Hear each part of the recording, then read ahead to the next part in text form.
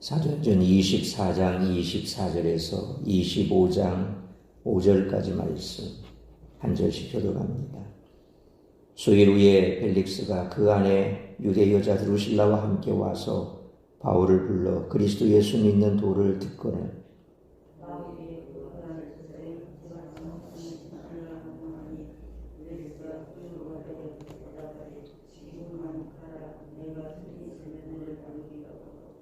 동시에 또 바울에게서 돈을 받을까 바라는 거로 더 자주 불러 같이 이야기하더라.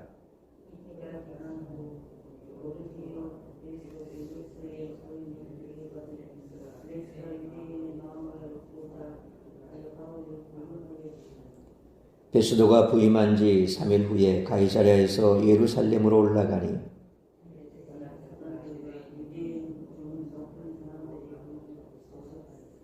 베스도의 호의로 바울을 예루살렘으로 옮기기를 청하니 이는 길에 매복하였다가 그를 죽이고자 함이더라.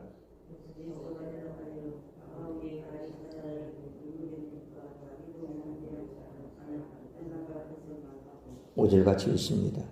또 이르되 너희 중 유력한 자들은 나와 함께 데려가서 그 사람에게 만일 옳지 아니한 일이 있거든 고발하라 하니라.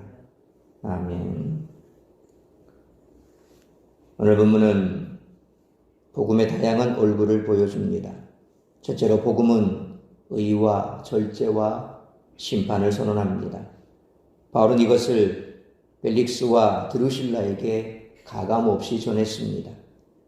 17장 2절, 17절 그리고 24장 24절로 25절에서 바울의 강론은 명확히 그리스도 예수에 관한 믿음이 무엇인가 하는 논증이었습니다.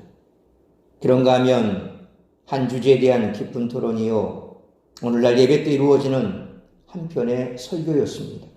이것이 바울과 누가 그리고 초대교회가 이해한 복음 선포였던 것입니다. 바울이 전하는 복음은 벨릭스나 드루실라와 같이 도덕성과 신앙이 결여된 대상을 만났을 때 강력한 도덕적 경고와 종말론적 심판이 부각되었습니다. 바울의 복음은 14장 14절로 18절을 루스드라에서 말씀처럼 신관이 약한 곳에서는 신에 대한 선포의 형태로 나타났습니다. 우리가 아는 대로 루스드라에서 나면서부터 일어나지 못한 사람을 일으켰죠. 그것을 본 루스드라 사람들이 그를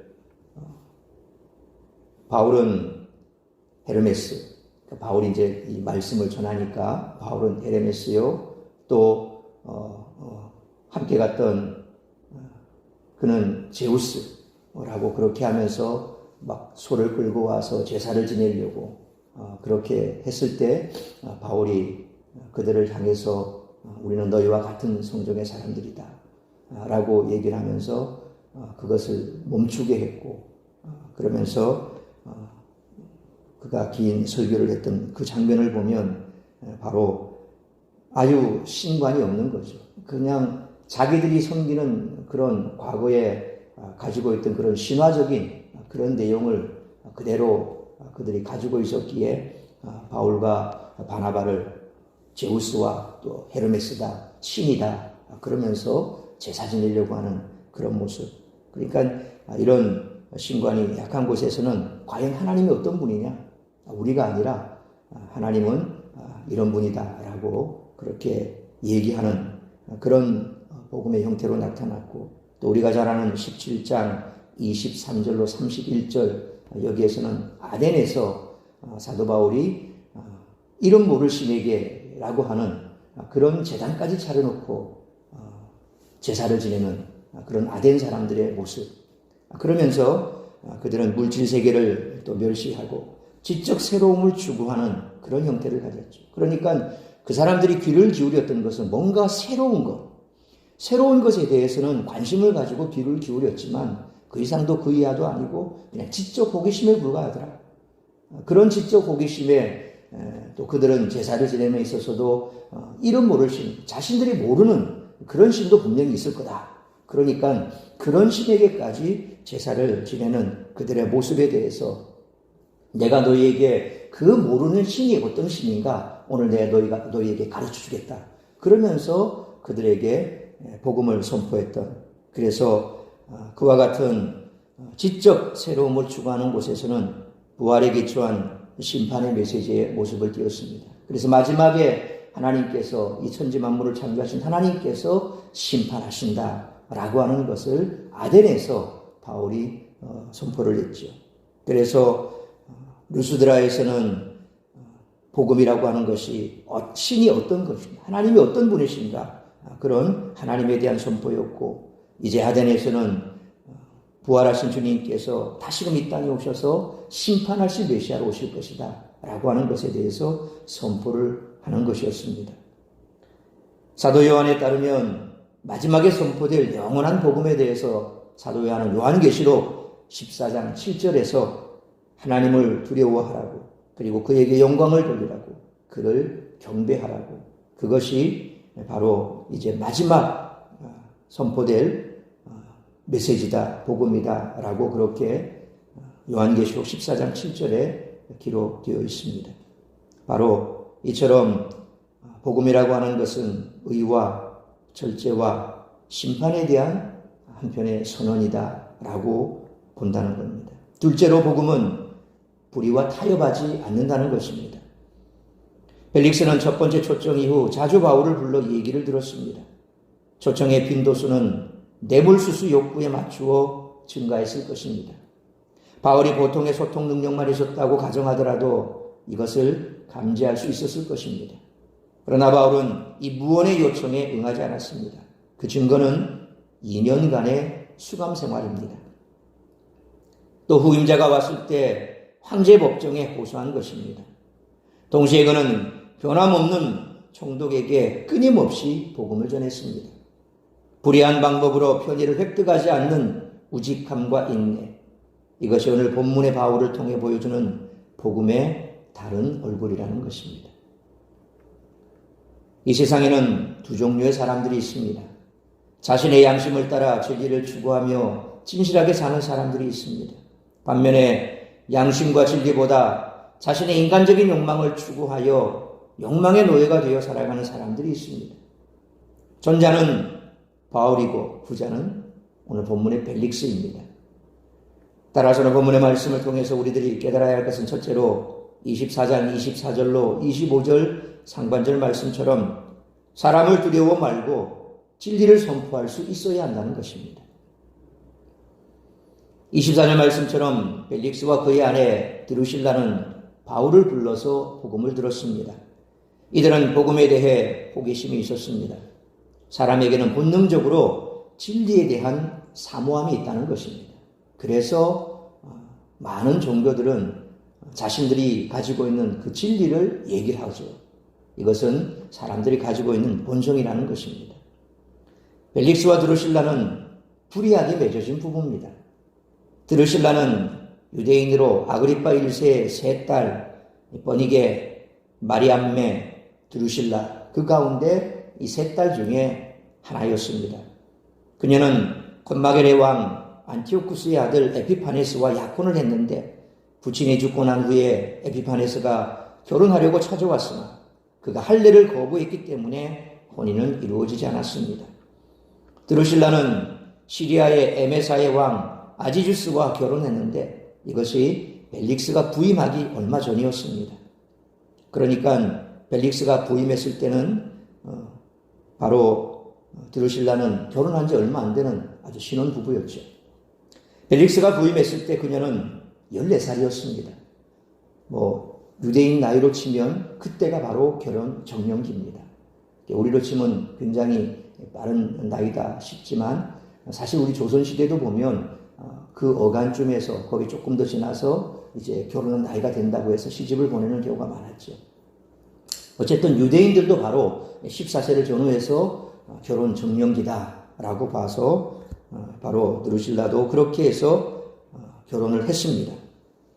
근데 벨릭스가 그 미모의 왕비를 보고 자기 아내로 삼을 욕망을 갖게 됐습니다. 그래서 아토모스라고 하는 마법사를 보냅니다. 아토모스는 드루실라에게 아지주스와 파혼하고 벨릭스와 결혼하라고 부추깁니다. 결국 아토모스에게 설득당한 드루실라는 벨릭스의 아내가 되죠. 이것은 유대인 여자가 이방인과 결혼한 것이므로 율법을 크게 어긴 그런 일이 됐습니다. 이렇게 해서 벨릭스는 드루실라의 두 번째 남편이 됩니다. 바울은 25절 상반절 말씀처럼 이들 부부에게 의와 절제와 장차올 심판에 대해서 강론했다, 그렇게 말씀합니다. 무절제하고 불의에 젖어 있던 이들에게 꼭 필요한 메시지를 선포한 것입니다. 왜 벨릭스 부부가 하나님 앞에서 죄인이며 죄를 회개해야 하는지 그에게 가르친 것입니다.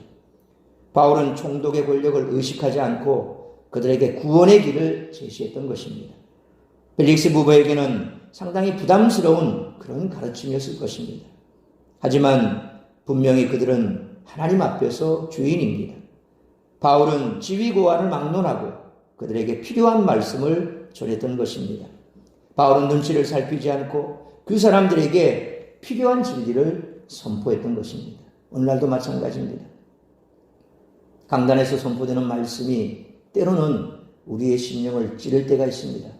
그런데 사실 목회자가 어떤 누구 한 사람을 지칭해서 그렇게 설교하는 경우는 극히 드물죠. 그런 경우는 사실 조금 목회자도 조심해야 되는 부분입니다. 어떤 상황을 두고 또 그 상황에 그 사람을 향해서 메시지를 전한다는 것은 대단히 위험한 겁니다. 그러나 대체적으로 보면 말씀을 묵상하는 가운데 또 현 시대 상황 그리고 돌아가는 여러 가지 정세를 봤을 때 이 부분은 꼭 성도에게 얘기해야 되겠다라고 해서 그렇게 기도 가운데 말씀을 준비해서 선포를 합니다. 그런데 그 말씀을 듣는 청중 가운데는 양심에 찔리는 경우가 있습니다. 그럴 때 잘 새겨 들어야 됩니다. 목사님이 나를 친다라고 생각을 하면 시험거리가 됩니다. 그런데 앞서 말씀드린 것처럼 목회자가 특별히 어떤 누군가를 지칭해서 그렇게 꼬집어서 하는 경우는 극히 드뭅니다. 그것은 그렇게 성령께서 감동을 주시는 거죠. 지금 시대가 이렇고 상황이 이렇고 그래서 그에 맞는 그런 말씀을 마음에 주시고 그래서 그것을 선포한 것이지 꼭 누구 들으라고 누구 치려고 그렇게 하는 건 아니다. 그랬을 때 성도들은 나를 향한 말씀이다라고 받는 것은 대단히 좋은 겁니다. 항상 누구나 전하는 사람도 마찬가지고 듣는 사람도 마찬가지고 그것이 나에게 주시는 하나님의 말씀이다라고 받아야 그래야 베레아 성도들처럼 그래서 그 말씀에 대해서 더 깊이 알려고 하고 또 그 말씀에서 은혜를 받게 되는 겁니다. 그래서 목회자는 어떤 경우에라도 정말 성도의 신앙적인 성장을 위해서 또 반드시 알아야 될 부분에 대해서는 가감없이 그렇게 말씀을 전할 수 있어야 하고 또 듣는 사람 역시도 그대로 말씀 그대로 가감없이 받는다면 서로에게 유익이 되고 결국 그렇게 해서 신앙의 성장이 오는 거죠. 오늘 벨릭스와 드루실라에게 사도 바울이 의와 절제와 그리고 심판에 대해서 얘기했을 때 꼭 그에게 필요한 말씀이기 때문에 왜냐하면 그의 삶 자체를 누구보다도 유대인으로서 잘 알고 있었고 그랬기 때문에 가감없이 전했던 것입니다. 그러므로 바울처럼 사람을 두려워 말고 진리를 선포할 수 있는 우리 모두가 되시기를 축원합니다. 두 번째로 25절 하반절로 27절 말씀처럼 어느 누구에게라도 끝까지 구원의 복음을 전해야 한다는 것입니다. 벨릭스는 바울의 강론에 두려워했습니다. 그와 드루실라의 삶은 바울이 전해준 말씀과 너무나도 상반된 죄악된 삶이었기 때문입니다. 벨릭스와 드루실라는 바울이 전해준 복음을 듣고 회개해야 했습니다. 하나님은 바울을 통해 그들에게 구원의 기회를 주셨습니다. 하지만 벨릭스는 복음을 듣고도 자신의 죄악된 삶을 회개하지 않았습니다. 그는 듣고만 하고 깨닫지 못했습니다. 오히려 그는 26절 말씀처럼 바울에게 뇌물을 받을 궁리만 하고 있었습니다. 바울이 이런 속내를 몰랐을 리 없습니다. 뇌물을 주면 석방되었겠지만 바울은 불의와 타협하지 않았습니다. 2년간의 수감 생활에 그는 감내했습니다. 그리고 벨릭스가 더 이상 자신을 초청할 수 없을 때까지 하나님의 말씀을 전했습니다. 자신을 불의하게 대하는 총독에게 끝까지 구원의 길을 제시하는 것입니다. 우리가 복음을 전할 때에도 때로 한두 번 거절하면 그냥 지쳐서 그만두는 경우가 많습니다. 그래, 내 손해야 네 손해지. 구원받아서 천국 가자는데 네가 안 듣겠다는데 그럼 하나님 뜻이지. 그리고 그만둬버리죠. 그런데 오늘 바울의 모습을 보면 그렇지가 않습니다. 그가 왜 자기를 자꾸 부르는지 그 속내도 다 알고 있습니다. 알면서도 그는 모르는 척 계속해서 그에게 복음을 전하는 모습을 우리가 보는 거죠. 그러므로 모든 사람은 구원이 필요하므로 바울처럼 불의와 타협하지 말고 어느 누구에게라도 끝까지 구원의 복음을 전하는 우리 모두가 되시기를 축원합니다. 세 번째로 15장 1절 5절 말씀처럼 인내함으로 복음을 전해야 한다는 것입니다. 1절 말씀처럼 벨릭스는 떠나면서 바울을 풀어주지 않았습니다. 무죄한 바울이 자유를 얻는 것보다 유대인에게 인기를 얻는 것이 그에게 더 중요했기 때문입니다. 벨릭스는 수단과 방법을 가리지 않고 자신의 인간적인 욕망을 채우는 그런 사람이었습니다. 신임 총독 베스도가 예루살렘에 올라갔을 때 만난 대제사장과 유대주의자들도 마찬가지였습니다. 그들은 2절 말씀처럼 계속해서 바울을 모함하고 고소했습니다. 여전히 이들은 3절 말씀처럼 율법과 양심에 반하는 곤모술수를 꾀하며 바울을 제거할 궁리만 하고 있었습니다. 자신들의 이익만을 추구하는 세력들 사이에서 진리를 전하는 사람은 부당함을 겪고 위협을 당합니다. 하지만 불의와 타협하지 않고 인내하는 사람을 통해 결국 복음은 하나님이 예비하신 곳에 전파된다는 것입니다.